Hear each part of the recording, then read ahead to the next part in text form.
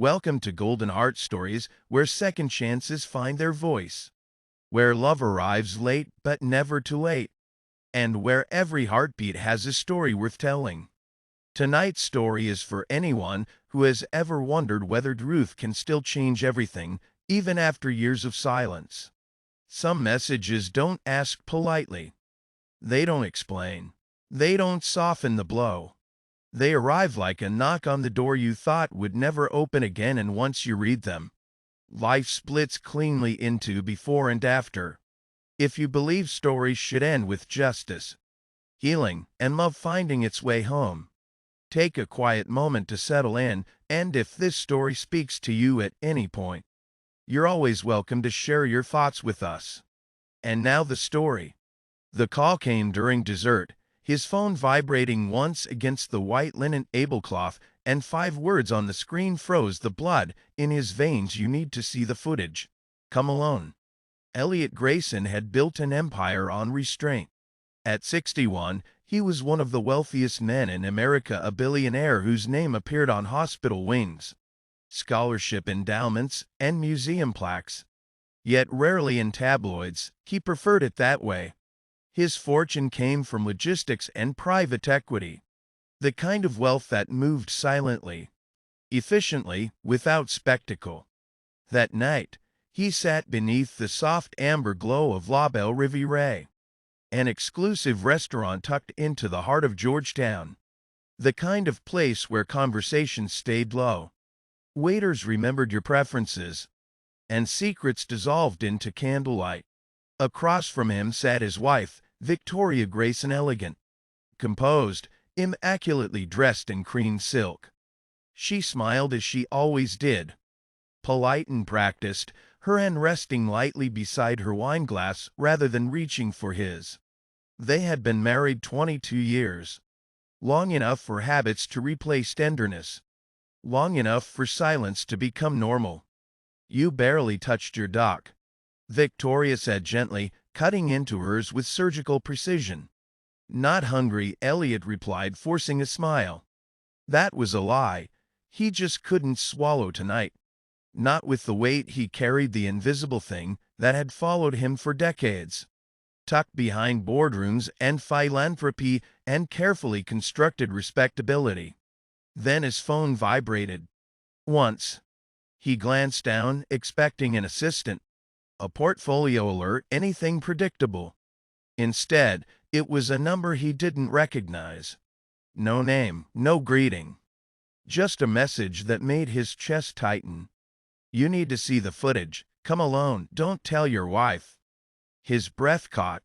The restaurant noise faded, the clink of silverware, the low hum of conversation, all of it muffled beneath the sudden pounding of his heart. Victoria noticed immediately. She always noticed changes in the room, even if she no longer noticed changes in him. "Is everything all right?" she asked.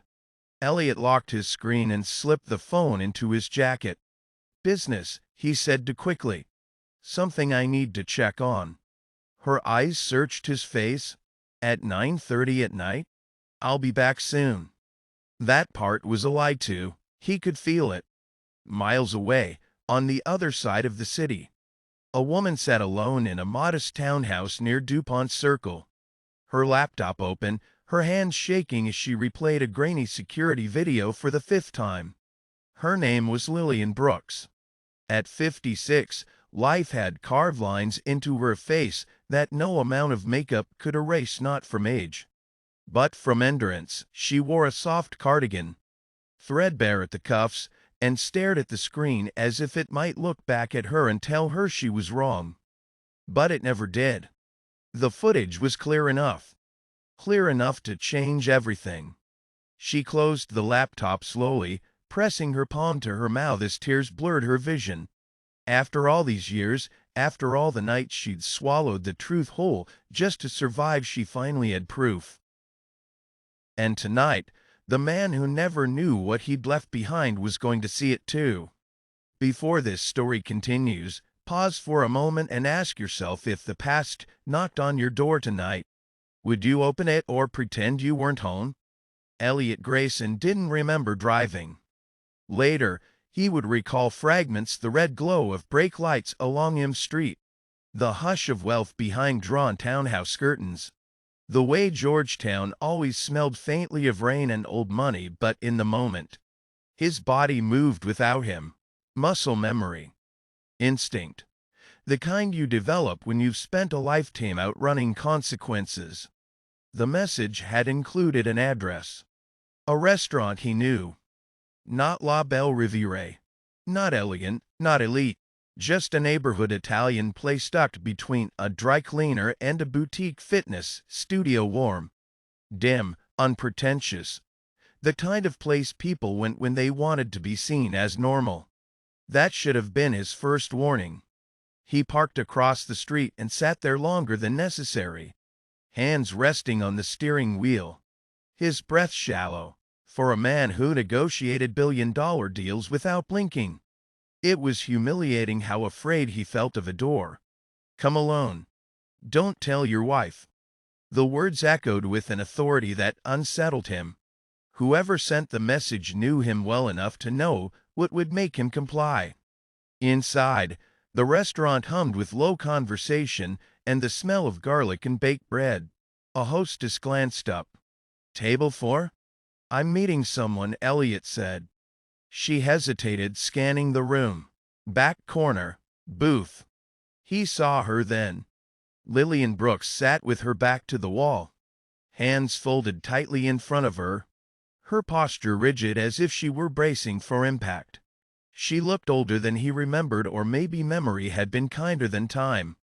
Her hair, once chestnut and thick, was streaked with silver now, pulled back simply. Her face was bare of pretense. And yet, the moment their eyes met, something deep in Elliot's chest shifted, not recognition exactly, but disturbance. Like a locked room inside him had been cracked open without permission. She didn't smile. She didn't stand. She just watched him approach, her gaze steady, unflinching. "You shouldn't be here," he said quietly as he slid into the booth across from her. "I know," Lillian replied. Her voice was calm. Too calm, but you needed to be. He glanced around instinctively. "What is this about?" She reached into her bag and placed her phone on the table between them, face down. "You remember the summer of 1994, she said. It wasn't a question.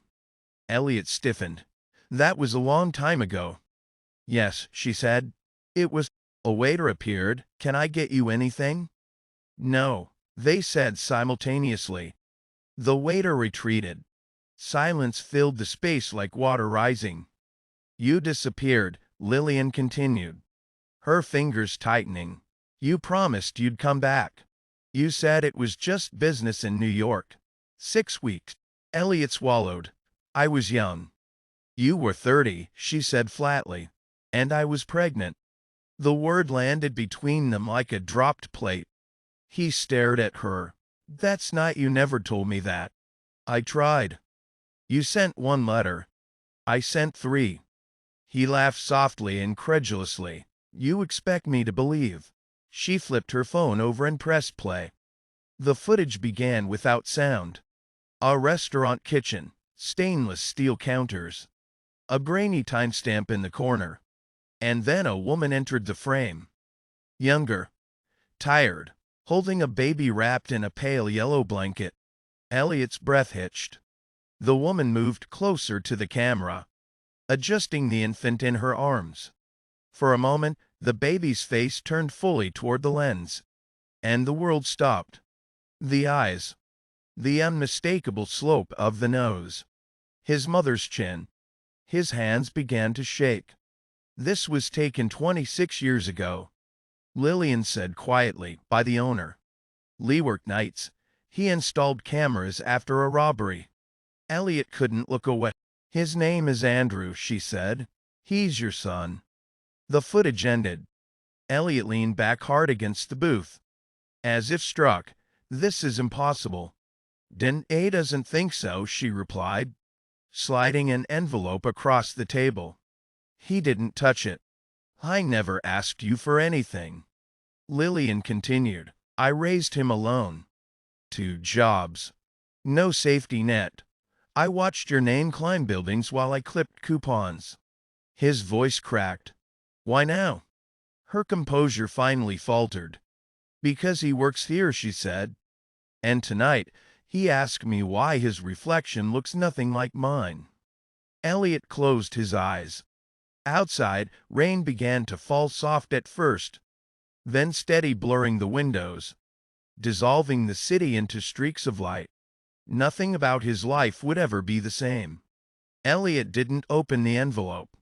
It sat between them like a live wire, thin and harmless looking, yet capable of burning his entire life to the ground. He stared at it, as if refusing to acknowledge it might make it disappear. This could be fabricated, he said finally. His voice low, controlled. Footage can be edited. DNA tests can be manipulated. Lillian's mouth tightened, not in anger, but in something older, exhaustion. I knew you'd say that, she replied. You always needed certainty before compassion. He flinched. That's not fair. It's accurate. He leaned forward, lowering his voice. Do you have any idea what you're asking me to accept? I have a wife, a reputation, a foundation that serves millions, and a son, she said quietly. He shook his head. You don't understand the damage this could do. She laughed, then a short, humorless sound. No, Elliot. You don't understand the damage already done. He pushed the envelope back toward her. I can't deal with this tonight. Her eyes glistened, but she didn't cry. Of course you can't.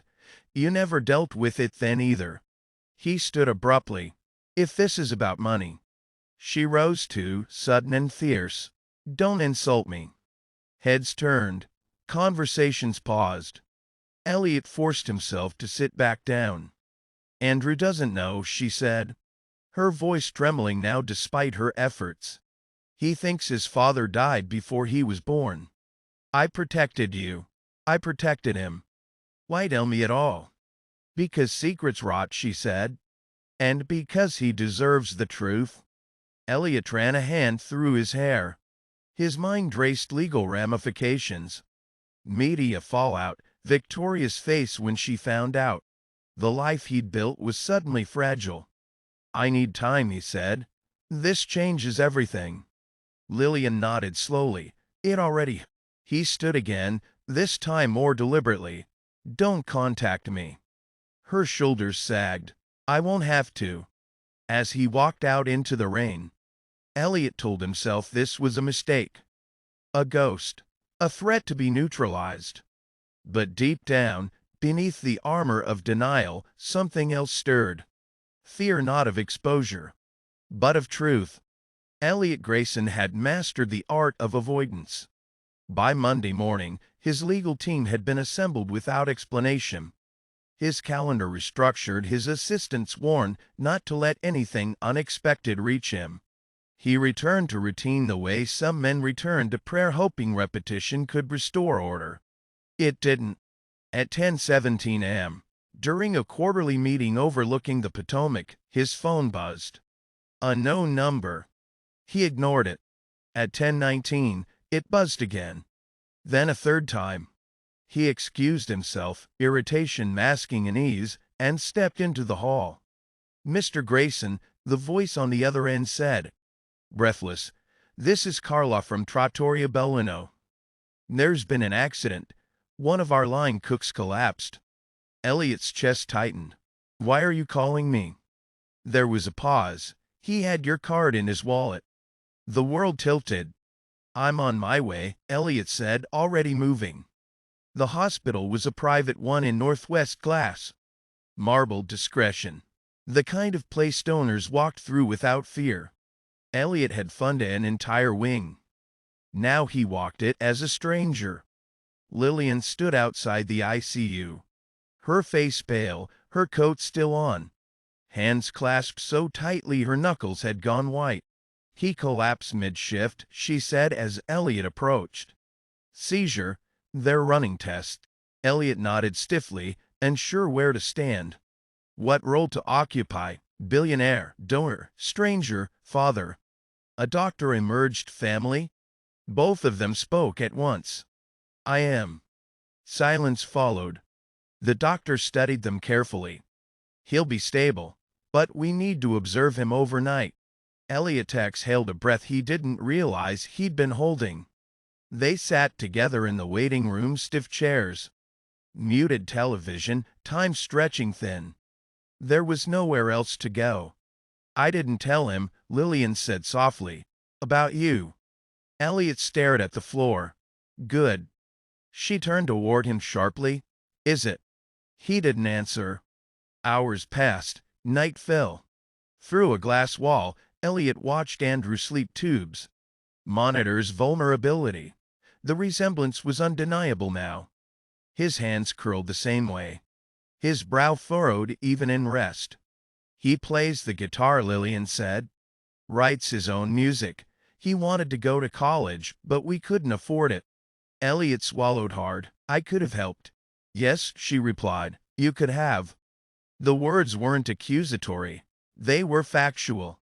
For the first time in decades, Elliot Grayson was forced to sit with a consequence he couldn't buy his way out of. And he couldn't leave. The night stretched on in fragments. Monitors beeped softly. Nurses whispered past. Somewhere down the hall, a vending machine hummed like it was trying to stay awake too. Elliot sat with his jacket folded beside him, sleeves rolled up as if shedding layers might make him more human. Lillian broke the silence first. You never asked why I didn't chase you, she said. He looked up. I assumed you didn't want to. A sad smile touched her lips. I assumed you already had. She stared at the floor as she spoke, as if the words were too heavy to look at directly. When I found out I was pregnant, I panicked. I called your office in New York.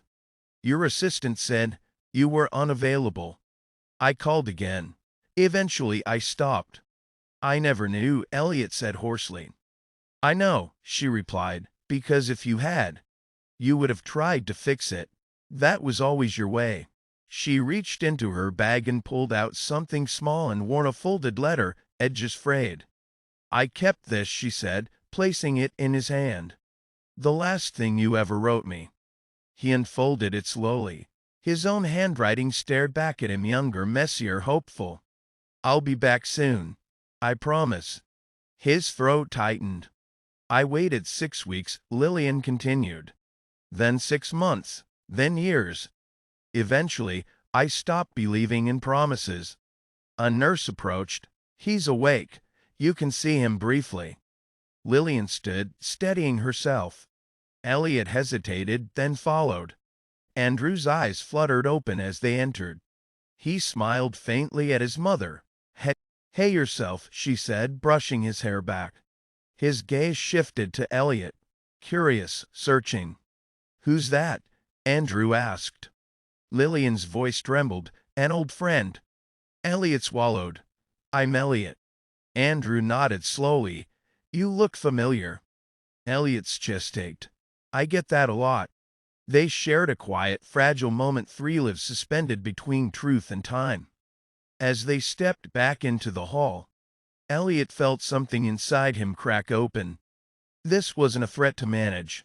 It was a history demanding to be honored. Morning light filtered through the hospital windows, pale and forgiving. Andrew was stronger by then, sitting up in bed, color slowly returning to his face. Elliot brought coffee for Lillian without asking. Black to sugars, she noticed. She didn't comment. They talked about ordinary things. Music. Neighborhoods. The way Georgetown changed after dark. Andrew joked about hospital food. Lillian laughed more easily than she had the night before. Elliot found himself listening, really listening in a way he hadn't in years. So what do you do, Elliot? Andrew asked casually. Elliot hesitated. I invest. Logistics mostly. Andrew nodded, unimpressed. Sounds complicated. It is, Elliot said with a smile, but not always meaningful. Andrew studied him. You're different from the people who usually come through here. Elliot's chest warmed at the unexpected approval. When Andrew dozed off, Lillian and Elliot stepped into the quiet hallway. "You didn't have to stay," she said. "I wanted to." She searched his face. "Why?" He answered honestly, "Because I missed something. And I don't want to miss it again." Tears welled in her eyes. "Be careful. Hope can be cruel." He nodded. "So can regret." In that moment, standing beneath fluorescent lights, stripped of pretense, something gentle formed. Not romance yet, not forgiveness, but connection. The kind that whispers maybe instead of demands now. The call came just after noon. Elliot was standing by the hospital window, watching Andrew joke with a nurse. When his phone rang, he didn't recognize the number, but something in his chest tightened before he answered. "Mr. Grayson," the voice said crisply. "This is Helen Porter, your wife's attorney." Elliot closed his eyes. "She's aware you didn't come home last night," Helen continued, "and she's aware of where you were."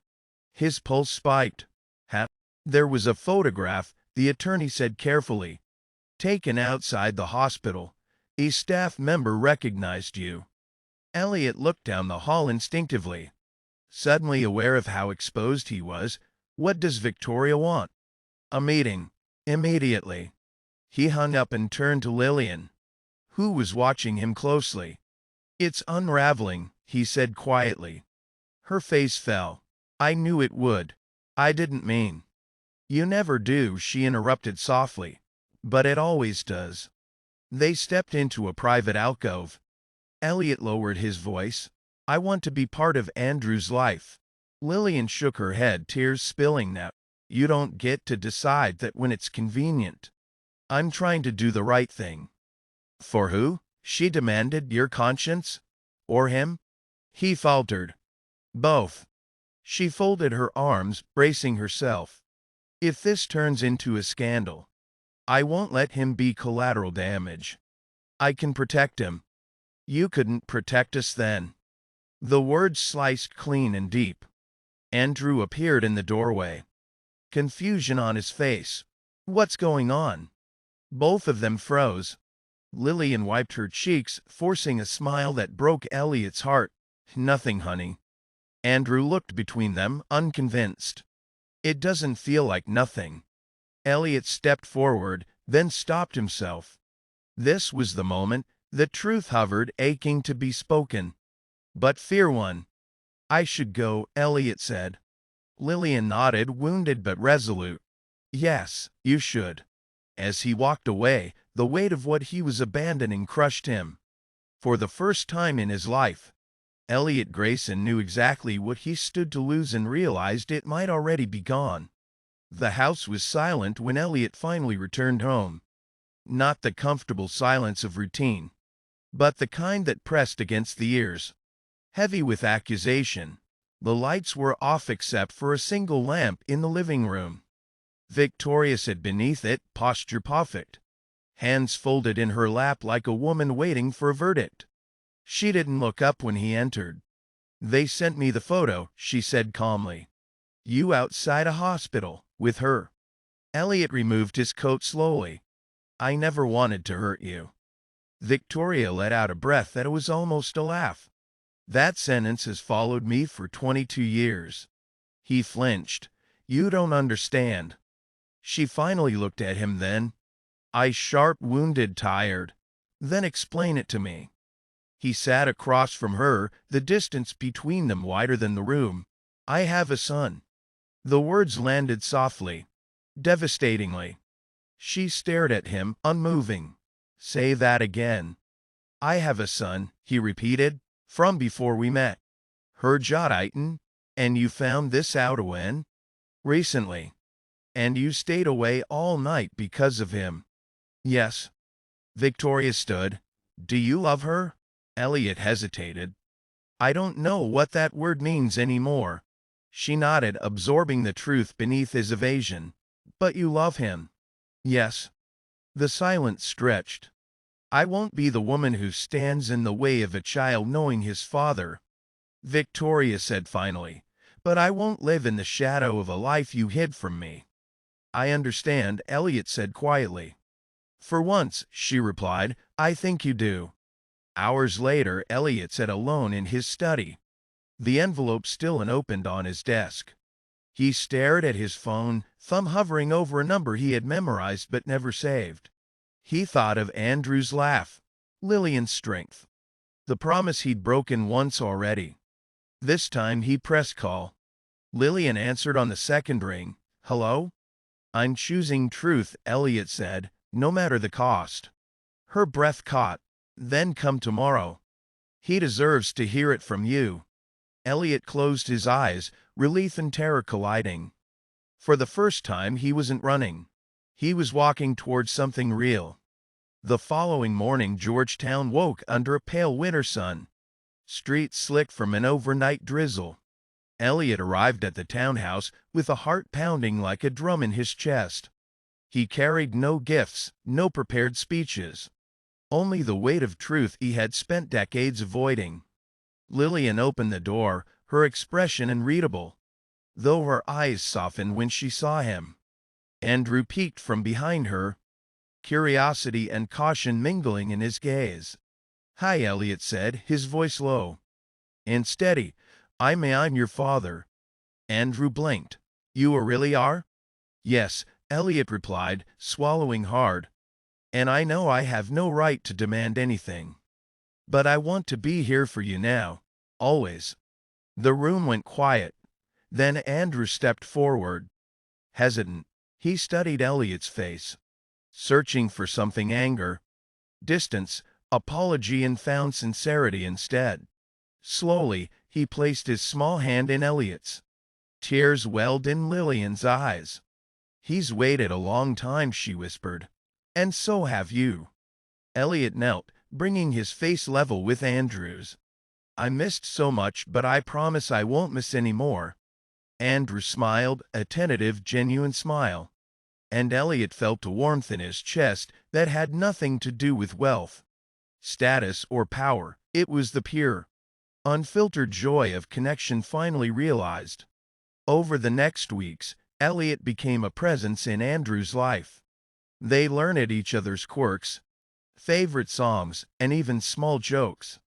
Lillian watched them, guarded but quietly grateful.